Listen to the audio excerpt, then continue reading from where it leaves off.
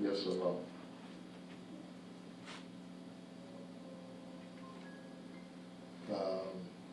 It's a life that we live, and every individual has a choice how they want to do this. Being in love with God and wanting to please Him, it becomes very personal. Everything you do in life is no more trying to please man. But the reason why we are so rejected and not accepted, one, we're connected to God, and we are people that conform to His ways. It's not pleasing to the world. We live a life. So Romans 8:8 says, so then they that are in the flesh cannot please God. So how do I please Him? I realize that I'm always have an enemy. I'm always be out of someone's circle. And all of that is part of the will of God to get me to love Him even more. He wants you to love Him more. Right when you think you feel you have done enough for God, then He'll show you He wants more. Hebrews 11:5-6. I don't have time to wait, so if you got the scripture, you can read it 5 and 6. What it said? By faith, Enoch was translated that he should not see death, and was not found, because God had translated him. For before his translation, he had this testimony, that he pleased God. Enoch had a testimony that he pleased God. There are benefits when God brings you in a category that you please Him. Now, to the world, because they have another definition of success, another definition of happiness. So to the world, it's not going to look like you're to this place because it's not the world's success. And this is something that's very personal, that you're going to know that you live a life, your whole focus is going to be, what can I do more to please you? That's how much love makes you want to do whatever to please someone. When that love comes to God from your heart, that I want to please God. So my suffering, my rejection, everything, I point towards Him. If this what it take to love you more, then I want to be rejected. If this what it take to love you more, so I'm out of your circle. I'm not on your level. That's my relationship with God. And then it creates the presence of God, where I don't have to hoop and holler and so forth. I'm in fellowship with Him. Hebrews 11:6, what it said? But without faith, it is impossible to please Him. For he that cometh to God must believe that He is, and that He is a rewarder of them that diligently seek Him. So one of the ingredients of pleasing God is having faith. Believing faith is the substance of things hoped for and the evidence of things not seen. So having faith into what you can't see in the natural is a relationship with God. I can't be like what man wants me to be. I can't be, but I can definitely do everything I can to be how God wants me to be. There's some people that you'll never be able to please. There's some circles that you'll never enter. I don't care how much you live for God. I don't care how much you do. You'll never measure up to their standard. But you can come to a place where you please God. that's the time that you're going to know in your heart, while your enemies are still talking, and the joy that's on the inside, the peace that's on the inside, the relationship that's on the inside, it can't be seen, but it will be manifested in abounding ways. Proverbs 16:7 read. When a man's ways please the Lord, he maketh even his enemies be at peace with him. How you come to the place when you make your enemies at peace? One, I'm not at war. I'm not at war with you. My enemies say and respond certain ways, but it's not my problem. It literally is not my problem, because he commanded me to love my enemies, but I did need some enemies to love. How can I please God? Loving my enemies. Not responding to the animosity and the hearsays of people. Let them say what they want to say. And sometimes people will take your humility and your humbleness and think that you are soft. No, I ain't afraid of you. If I was in the flesh, you wouldn't know. I'm just living a life that I want to please God. I just want to please. I want to please that small, still voice who others don't even believe really communicate with you. So you stop trying. The Lord dealt with me. He said, stop going around telling people what's going on in the ministry. They don't believe you know how. When you're pleasing God, it does not matter what the masses say or believe. The intimacy. You're dishonored in one portion of your life and honored in another portion of life. You can't have one without the other. But when a man ways please the Lord, he maketh even his enemies at peace with him. Colossians 1:10 read. That ye might walk worthy of the Lord unto all pleasing, being fruitful in every good work, and increasing in the knowledge of God. So, when we're walking worthy and we're pleasing God, so what is the sign? We will increase in the knowledge of God. It is not just merely just quoting scriptures. It's in a covenant relationship. The mysteries concerning me and my relationship with God. What more do you want from me? He revealed it to me. We got a man of God that revealed a revelation of the scripture. That's not my job. My job is to be humble and to be a servant of the Lord. Understand. So when you do not bring into the relationship the study and the reading of his word, then you have a relationship that you just like the way he makes you feel. What about the way you make him feel? You love his presence in prayer. You love it when he uses you in a way. You love it when your gift is in operation. But what about the little things that you can do to please him when he deals with you about praying more, when he deals with you about reading his word, when he deals with you about laboring in the kingdom, and then you keep putting these things off because you're satisfied with him pleasing you, but you haven't moved to the place where I want to please you.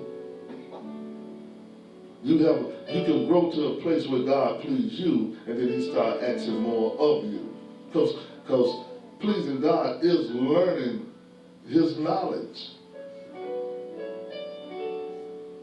So it's all right for him to come and bless you. It's all right for him to move you and touch you and speak to your heart, even gifted you. But I can't Study to show yourself approved unto God, a workman need not be ashamed, rightfully dividing the word of truth. So studying is showing your approval to Him. Lord, I'm interested in you, so I'm going to study your word. I'm interested in you, so I'm going to read your word. I'm going to listen to the preaching. I'll listen to the message again. I'll listen to the message again. I'll go home and play it again because I'm interested. I'm showing you that I'm interested in you, so I get into your word. I want to please God. Children, how do you please God? Children, obey your parents. in all things. Colossians 3:20. Read. Children, obey your parents in all things, for this is well-pleasing unto the Lord. He even give the children a process of pleasing Him. So I am not talking about how He makes you feel. I'm talking about how you make Him feel. Because you could be to the place where He's pleasing you. And He's doing for you. But are you doing those little bitty things that please Him? And they're minute to you, because you don't see why I live more proud by studying His word will please Him, or learning more kingdom-minded work. The evidence that you are pleasing God, you will abound in what God has given you to do. You don't just get gifted and then you just be right there. You abound in it. You start manifesting yourself in a greater way. So one of the attributes of pleasing God, whatever area you working in God, it will grow even larger. Whether it's a prayer life or studying 1 Thessalonians 4:1. Read. Furthermore, then we beseech you, brethren, and exhort you by the Lord Jesus, that as ye have received of us how we ought to walk and to please God, so ye would abound more and more. So when you walk to please God, whatever you into in the kingdom for God, it will abound. Some people just get satisfied because He pleases them. Are you the person that have grown to the place where God pleases you? And you say with your mouth, oh, I love you. And He really pleases you. But what we are talking about, are you pleasing Him more? Or are you just at the same place as you reap the benefits of God in your life? He is doing for you. He is taking care of you. He is pleasing you. But are you doing those little small things? 1 John 3:22. And whatsoever we ask, we receive of Him, because we keep His commandments and do those things that are pleasing in His sight. Are we into His word and find out, Lord, what is your will? What is your will? What can I do to please you? How can I be holy even more? What can I do? What else can I do to please you? When God can take what you call your desires and turn them to His desires. If I can find out what can please you, then I'm going to come to the place where my desire is to please you. I'm almost afraid of pleasing myself too much. Because you can get to the place where He's pleasing you, and you do things to please Him. But He really asking for more, but you're giving Him the same thing. But He's pleasing you. but you giving him the same thing. Psalm 69, 30, 31. Read. I will praise the name of God with a song, and will magnify him with thanksgiving. This also shall please the Lord better than an ox or a bullock that hath horns. That's why I was trying to record her singing, because she don't even know that that pleases God. And you can feel it when y'all be playing the music, and then she be singing from within the spirit of God. Because these are not words, or these are not songs that somebody have written. And why? I will praise the name of God with a song and will magnify him with thanksgiving. This also shall please the Lord. I'm saying, get it. This is a life that we live. We need to find out what pleases him. So you can't possibly go by what you feel. Because even when you were singing, it don't mean that you was feeling right. Because we are more concerned about how we feeling. Even the other day when she almost got over 500 views, people still watching the worship God, Josh playing, and then it ain't got nothing to do with what you feeling. If you go to the place where, even if I ain't feeling right, but if what I'm doing pleasing God, then that's fine with me. It wasn't God's will for me to leave Cuba when it was time to leave Cuba, so I didn't fight it. So I wanted to please him. So if I got to stay a little longer, if that's what's pleasing to you, then I can't complain. If you want me to stay a little longer, that's pleasing to you, then I can complain. But when you're all wrapped up in yourself, you could be reaping the benefits of him pleasing you, and you still giving him the little bitty praise, the little bitty prayer life. You won't even get into his word. And these are the things that please him. Hebrews 13 and 21. Make you perfect in every good work to do his will, working in you that which is well-pleasing in his sight, through Jesus Christ, to whom be glory forever and ever. Amen. Now, when you come into this relationship with God, that's why we have these anointed services. That's why God come and manifest himself in his presence in such a way. Why? Because you come to the place where you pleasing him, and then he actually will give you whatever you ask for. Did we get that 1 John 3 and 22? What is that?